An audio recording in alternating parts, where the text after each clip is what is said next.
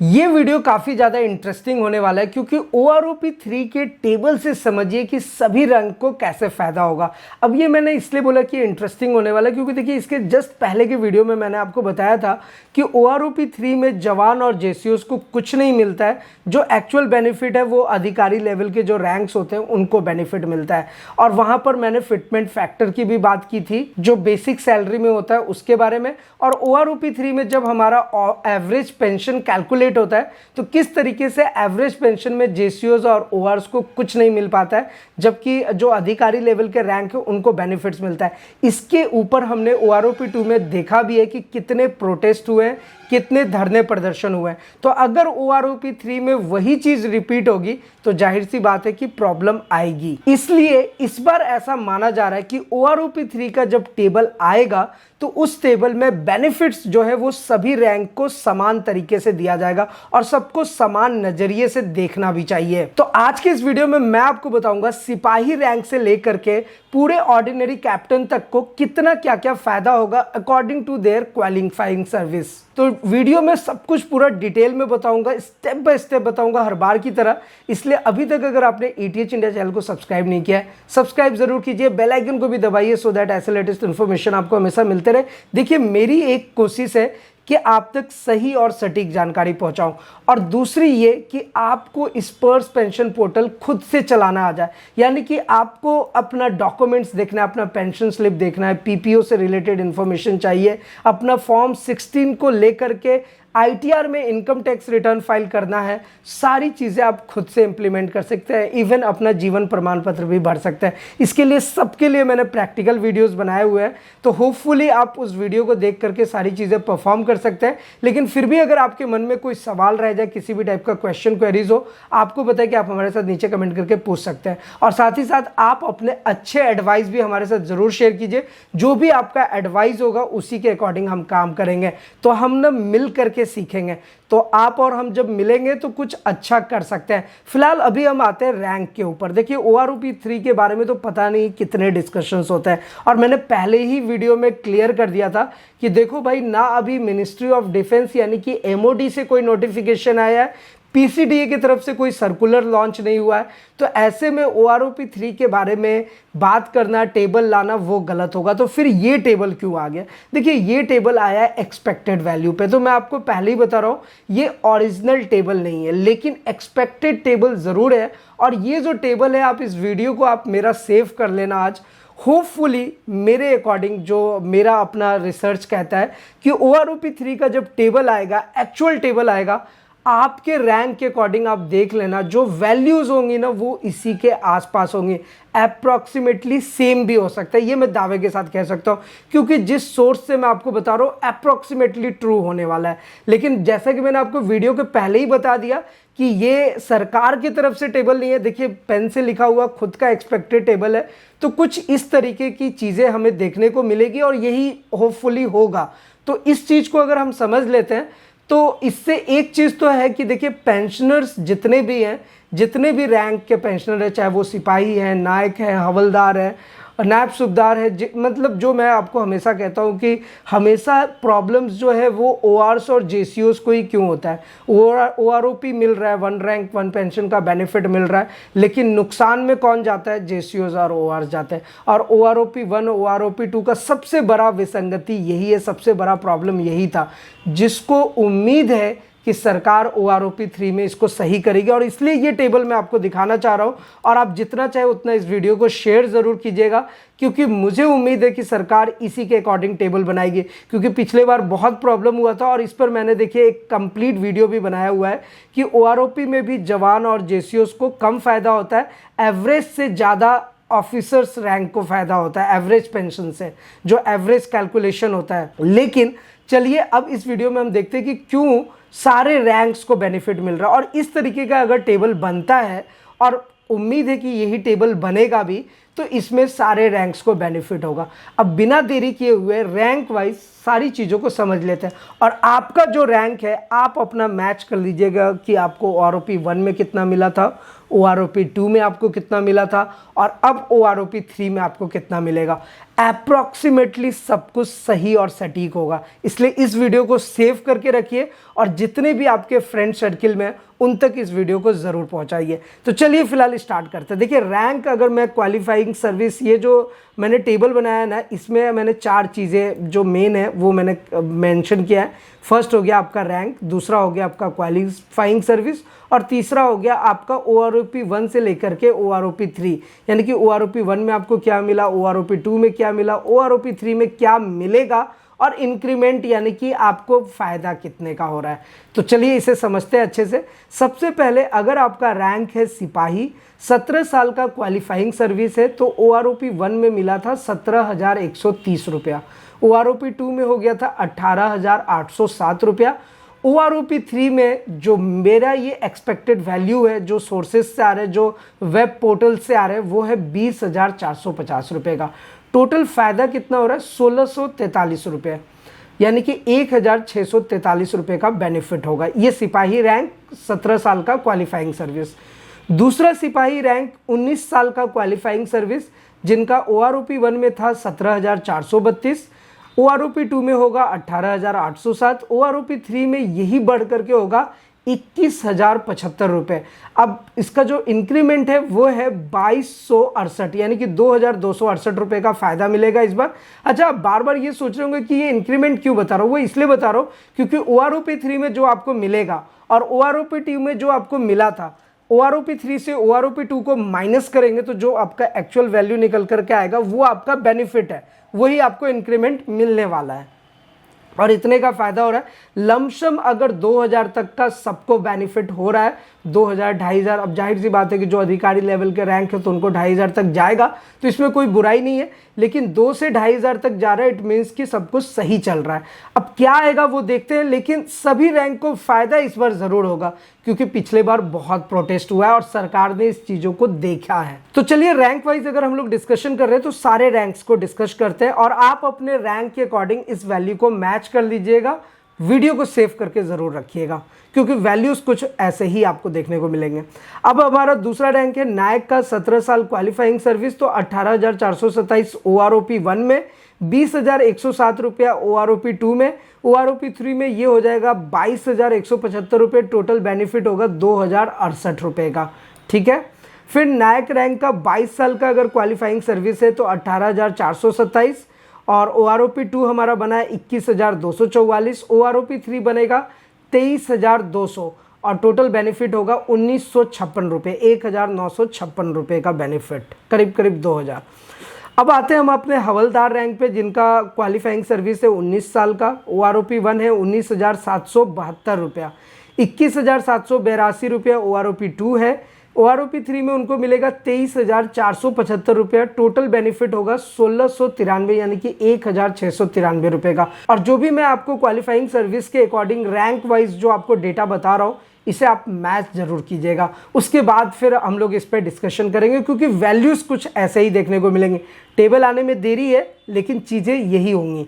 अब हमारे पास नेक्स्ट हवलदार रैंक का है, 24 साल का क्वालिफाइंग सर्विस है, 20,067 रुपया OROP 1 में था, OROP 2 में हो जाएगा 22,257, OROP 3 में अभी इनको मिलेगा 24,900।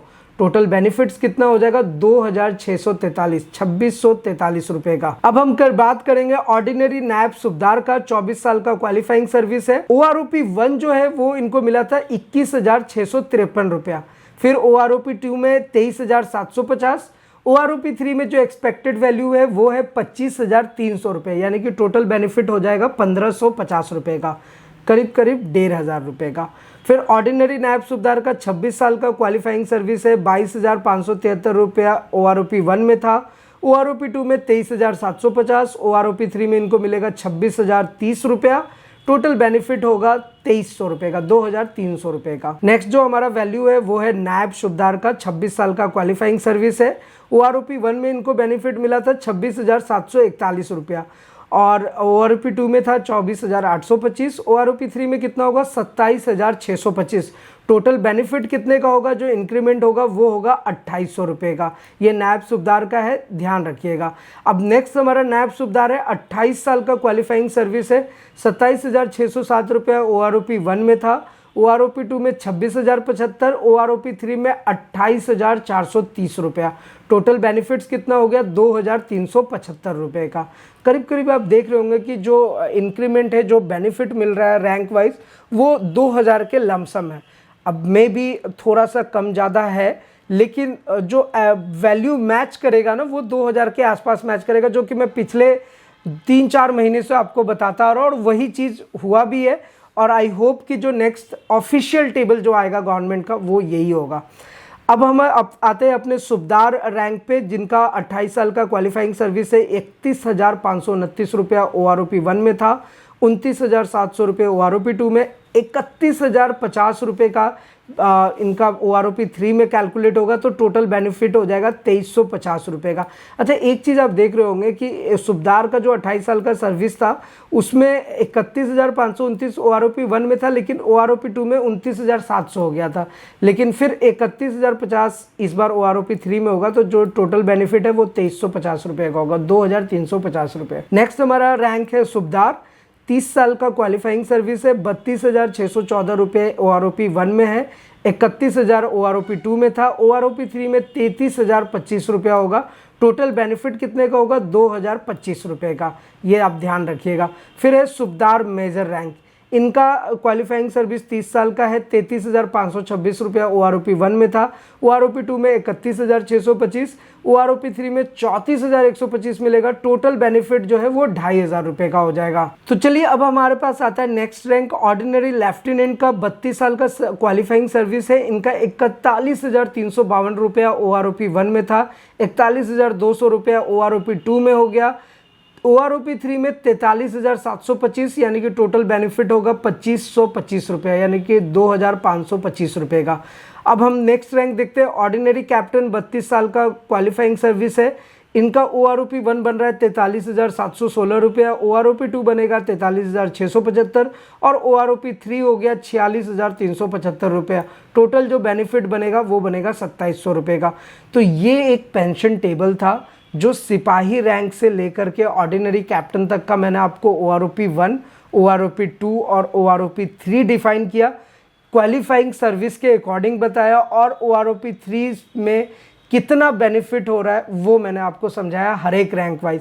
अब बस वेट इस चीज़ का करना है, यानी कि इंतज़ार इस समय का करना है कि जब ऑफिशियल टेबल आएगा भारत सरकार की तरफ से, उस टेबल को हम इससे कंपेयर करेंगे, होपफुली मैच करेगा और इसी टाइप का कुछ बेनिफिट्स देखने को मिलेगा। तो कुछ लोग अगर इस टाइप का हवा बना रहे हैं कि बहुत ज़्यादा फ़ायदा हो जाएगा, ऐसा हो जाएगा, वैसा हो जाएगा, तो धरातल पर क्या होगा आपके सामने है सब कुछ। अब इसमें भी कुछ चेंजेस हो सकता है मे बी, क्योंकि देखिए मैं बार बार कह रहा हूँ कि ये टेबल सरकार की तरफ से नहीं, ये एक एक्सपेक्टेड वैल्यू है। हम लोग OROP पे डिस्कशन कर रहे थे, बहुत सारे कमेंट्स आ रहे थे कि किस टाइप का टेबल आखिर बनना चाहिए OROP1 में, OROP3 में। तो क्योंकि गलतियां तो OROP1, OROP2 में हुई हैं, OROP3 में किस टाइप का रहेगा, तो कुछ इस टाइप का आपको टेबल देखने को मिलेगा। अब जब टेबल आएगा तो उस पर डिस्कशन करना ज़्यादा बेहतर रहेगा। फिलहाल इस टेबल से आप अपना एक्सपेक्टेड वैल्यू समझ गए होंगे। और अब अगर हम बात करेंगे स्पर्श पेंशन पोर्टल की, तो इसमें दो ही चीज़ों का ध्यान रखिएगा कि आप जब स्पर्श पेंशन पोर्टल को ओपन करते हैं, क्लिक हेयर का मैसेज आता है, मैंने अपने हर वीडियो में इसके बारे में बताया हुआ है। तो यहाँ पर आप अपना identifier bank account number select कर लीजिए, और दूसरा आइडेंटिफायर आप अपना पर्सनल नंबर सेलेक्ट कर लीजिए। जीवन प्रमाण पत्र का स्टेटस ज़रूर चेक कीजिए कि सब कुछ अपडेटेड, सब कुछ बढ़िया चल रहा है, कोई दिक्कत नहीं है। दूसरी चीज़ है कि आपका डेटा स्पर्श में माइग्रेटेड है या नहीं है। सिर्फ 5 से 10% पेंशनर्स के लिए ये वाला ऑप्शन है, दूसरा वाला, क्योंकि सबको पता है कि आपका डेटा स्पर्श में माइग्रेट हो गया, पेंशनर्स लॉगिन भी कर रहे हैं, ना चाहते हुए भी सीख गए हैं और वो अच्छे से ऑपरेट भी कर रहे हैं। लेकिन कुछ पेंशनर्स हमारे अभी भी रह गए जिनका डेटा माइग्रेट हो गया और उनको पता ही नहीं है कि उनका डेटा स्पर्श में माइग्रेट हो गया, तो उनको एक बार ये चीज़ें चेक करनी पड़ेंगी। तो वो यहीं से चेक करें, उनको लॉगिन करने की ज़रूरत नहीं है। अब जाहिर सी बात उनको पता ही नहीं है डेटा माइग्रेट हुआ या नहीं हुआ, तो वो लॉगिन कैसे करेंगे। तो वो स्पर्श पोर्टल पे आए, यहाँ पे 2 डिटेल्स डालिए, पहला आपको किस बैंक में पेंशन मिलता है, दूसरा आपका क्या पर्सनल नंबर है। कैप्चा कोड डालिए, कैप्चा कोड का मतलब जो ऊपर में लिखा होता है वो नीचे डालना है। सर्च बटन पे क्लिक करेंगे, पूरा डिटेल्स आपके सामने आ जाता है। उसके आधार पे फिर आप लॉगिन कीजिए और अपनी सारी चीज़ों को इम्प्लीमेंट कीजिए। तो अपना जो स्पर्स का पीपीओ है, कॉरिजेंडम पीपीओ है, आपका पेंशन स्लिप है, फॉर्म 16 है। फॉर्म 16 देखिए अब डेट तो निकल गया, 31 जुलाई तक मैंने सबको बार बार बताया था कि आप अपना आईटीआर जरूर फाइल कीजिएगा, चाहे आप टैक्स के अंदर आते हैं या नहीं आते।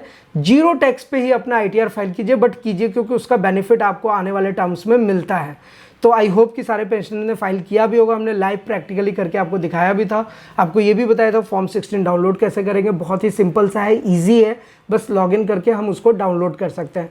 तो सारे पेंशनर्स को ये कोशिश करनी चाहिए कि जो वो खुद से स्पर्स को ऑपरेट करें, खुद से चलाने का कोशिश करें, लॉगिन खुद से करें, सारी डेटा देखें। माई प्रोफाइल में आपका सारा डेटा रहता है। और जो पेंशनर बहुत बुजुर्ग हैं हमारे, वो नहीं चला पाते हैं, तो वो अपने घर में किसी बच्चे को बोल करके ऑपरेट करा सकते हैं। अब आपको अपना डेटा ना सेफ एंड सिक्योर रहना है, तो आप बाहर किसी साइबर कैफे में या किसी दूसरे से अगर लॉगिन कराते हैं तो आपका डेटा सेफ नहीं है, ये याद रखिएगा। हालांकि स्पर्स पेंशन पोर्टल ने एक बहुत अच्छी चीज़ लेकर के आया है, वो है ओटीपी का। तो अगर आप स्पर्स पेंशन पोर्टल में लॉगिन करेंगे तो आपसे ओटीपी मांगा जाता है, तो ये अच्छी चीज़ है। और इसके लिए कुछ पेंशनर्स परेशान भी हुए कि यार ये एक नया झमेला है, बट ये झमेला नहीं, ये सिक्योरिटी पर्पज से तो बहुत बढ़िया चीज़ है कि अगर जब स्पर्स ला ही दिए, सब कुछ हो ही रहा है स्पर्स से, तो ओटीपी आना चाहिए था। इसके बारे में मैंने बहुत पहले बताया भी था और सरकार ने इसके ऊपर काम किया और ओटीपी लेकर के आए। ओटीपी से ये होता है कि अगर आपने किसी दूसरे से भी लॉगिन करा लिया, कुछ काम कराया, तो भी आपके ओटीपी के बिना कोई स्पर्स को लॉगिन नहीं कर सकता, तो डेटा आपका सेफ एंड सिक्योर रहेगा। तो फिर भी आप कोशिश कीजिए ऑपरेट करने के लिए। और हर प्रैक्टिकल वीडियोस देखिए, हम लोग बेसिकली क्या है कि जो मेरा मेन मकसद है वो ये है कि हमारे जितने पेंशनर्स हैं, क्योंकि देखिए ग्राउंड लेवल पे जब स्पर्स आया था तो हमारे पेंशनर्स बहुत परेशान हुए थे। देखिए बहुत सारे ऐसे पेंशनर जिनके 6-6 महीने से पेंशन इसलिए रुक गया था क्योंकि उनका जीवन प्रमाण पत्र अपडेटेड नहीं हुआ था। पहले में क्या होता था कि लोग बैंक में जाते थे, काम हो जाता था, लेकिन जब से ये स्पर्स आया, स्पर्स के थ्रू अपडेट करना था, तो पेंशनर्स को परेशानी हुई। तो इसी मुहिम के साथ हमने ये चैनल स्टार्ट किया और लोगों को गाइड किया कि किस तरीके से आप सब कुछ अपना खुद से ईजिली वे में ऑपरेट कर सकते हैं, अपडेट कर सकते हैं।